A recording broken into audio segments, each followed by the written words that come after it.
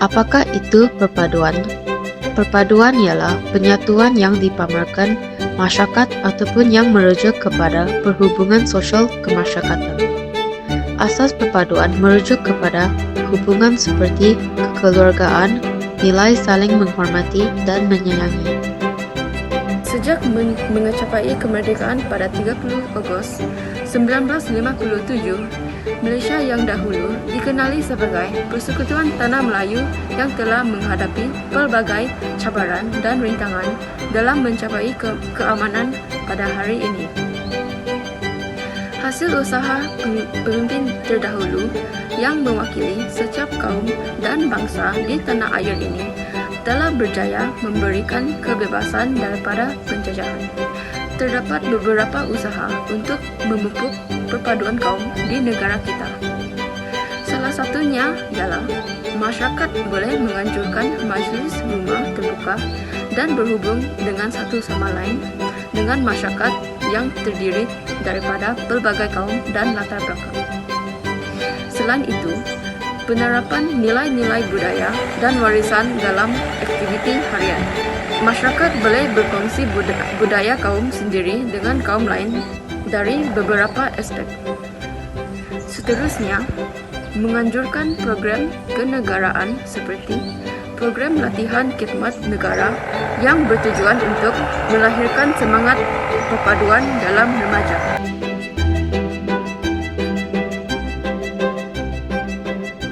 Nur Muhammad Aiman.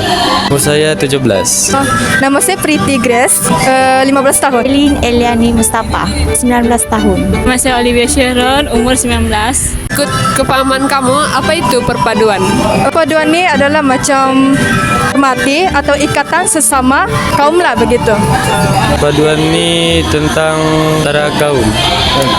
Kalau yang saya paham, yang saya tengok betul-betul persatuan. Perpaduan ini macam agama dan bangsa. Haraplah kan perpaduan ini tetap kekal lah sampai ke generasi yang akan datang. Pendapat saya ialah kita perlu berganding bahu antara satu sama lain. Harapan saya supaya kesatuan kita ni atau perpaduan kita di Malaysia tidak terputus lah. Supaya negara kita kekal aman, harmoni. Harapan kita harus macam merapatkan lagi perpaduan lah, macam mengingatkan silaturahim antara satu sama lain. Tema sambutan kemerdekaan pada tahun ini, tekad perpaduan penuhi harapan, mencerminkan semangat perpaduan dan aspirasi kemajuan Malaysia sebagai negara berdaulat. Ungkapan ini menekankan kepentingan perpaduan dalam kalangan rakyat Malaysia, pelbagai bangsa, agama dan etnik, serta semangat bersama mencapai matlamat yang satu. Dasar perpaduan negara jelas menggariskan matlamatnya untuk membentuk rakyat Malaysia yang memahami dan menghayati perlembagaan, persekutuan, dan rukun negara, membangunkan identiti nasional dengan semangat jati diri dan ciri kepribadian yang tinggi, serta rakyat yang menghargai dan mengamalkan perpaduan. Perpaduan bersifat dinamik, walaupun sukar untuk mendapat perpaduan mutlak, namun usaha memupuk, memelihara dan mengukuhkan perpaduan wajar berkesinambungan tanpa henti. Sudah pasti kesinambungan program bagi peningkatan kesepaduan nasional sangat diharapkan sebagai petunjuk indikasi yang positif dan memberangsangkan dalam memaknakan kerajaan perpaduan yang berjiwa madani.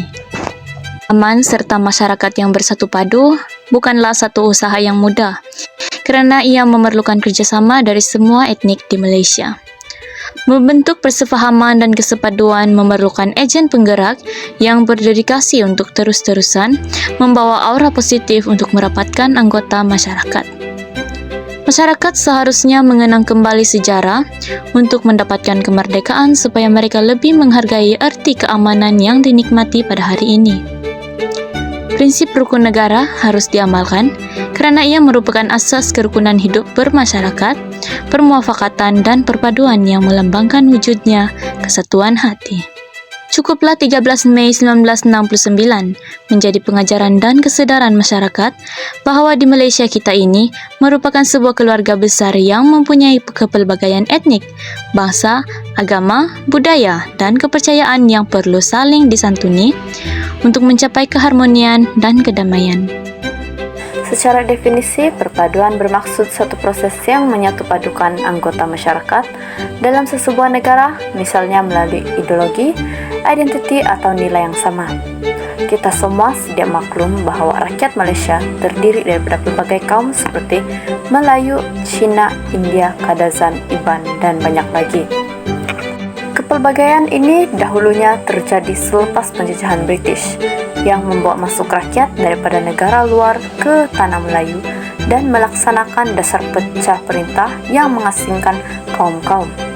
Tetapi pada tanggal 31 Ogos 1957, rakyat Malaysia berjaya bersatu padu untuk membebaskan diri daripada penjajah dan mengecapi kemerdekaan. Namun begitu, sehingga hari ini kita masih lagi mendengar dan melihat isu perkauman yang sensitif menjadi tajuk berita di media arus perdana. Oleh itu, mustahak untuk kita mempelajari pentingnya perpaduan kaum di Malaysia untuk kemaslahatan bersama. Kesimpulannya, banyak kepentingan yang diperoleh daripada perpaduan antara kaum di Malaysia. Jika kita melihat di negara lain, berlaku peperangan saudara di dalam negara mereka yang berlanjutan bertahun-tahun serta meragut ribuan malah jutaan nyawa yang tidak berdosa. Perpaduan yang kita bentuk akan menghasilkan keamanan, di mana menjadi satu perkara yang diidam-idamkan oleh rakyat di negara yang kurang bernasib baik. Secara pribadi, saya berharap masyarakat kita menjadi lebih cakna dan bersikap sederhana dalam semua perkara, seperti yang digalakkan oleh setiap agama.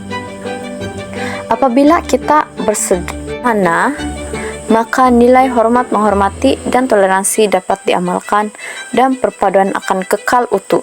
Ibarat peribahasa Melayu, gunung sama didaki, lurah sama dituruni.